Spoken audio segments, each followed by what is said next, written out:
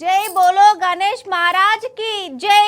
గణేషుని పండుగ ఎట్లా నడుతుందో మీకెళ్ళి నిమజ్జనాలు జోరుగా నడుతున్నాయి కదా అన్నట్టు. ఇవాళకి 8 వద్దులైందా 9 వద్దులైందా? ఇగో మా గల్లీలో పెట్టిన గణపతిని నిమజ్జనానికి ఇవాళనే పట్టుకపోయిర్రు. లడ్డూన రాసుల వాడిరోళ్ళ అసలు ఏమైనా పోటీ నడిచిందా లడ్డుకు. 5,000 నుంచి స్టార్ట్ చేసిర్రు. ఇక నేను కూడా ఒకసారి పాట పాడినా, ఇక కడుమూలకు ఛాన్స్ ఇవ్వాలని అటెనక సబ్బుజే కూకున్నా. సరేగా మా లడ్డు ముచ్చట గట్లుంటే ఇప్పుడు మనం అట్లా గణపతుల కాడికే పోయి మరి నిమజ్జనాలు ఎట్లా నడుతున్నాయి, టాకు బండి కాడి సంగతి ఏంది, ఖైరతాబాద్ గణేషుని కాడి ఇప్పుడు ఎట్లున్నది, ఆ గణేషుని గంగమ్మ కాడికి ఎప్పుడు తోలుకపోతారు, ఏంది కథ, గవన్నీ నడుచుకుందాం రారి చెప్పునా.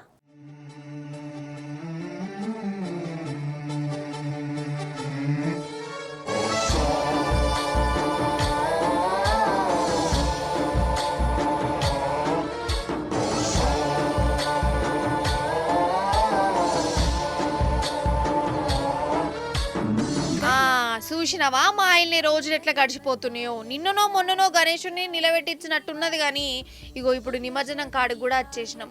ఇన్నొద్దులు పూజలు అందుకున్న గణపతులు గంగమ్మతో పడుతురు.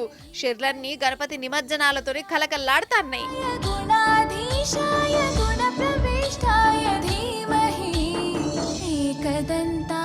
వక్రతుండాయ గౌరీ తనయాయ ధీమహి గజేశానాయ బాలచంద్రాయ శ్రీ గణేశాయ ధీమహి ఏకదంతాయ వక్రతుండాయ గౌరీ తనయాయ ధీమహి గజేశానాయ బాలచంద్రాయ శ్రీ గణేశాయ ధీమహి.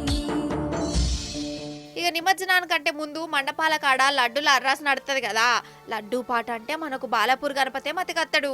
అయితే బాలాపూర్ లడ్డూను మించి లచ్చలకు లచ్చలు పెట్టి లడ్డూలను అందుకుంటారు. ఊర్లలో కూడా లడ్డూలను అర్రాసులు గెలుచుకునేందుకు ఒక పోటీలు పడుతురా అసలు.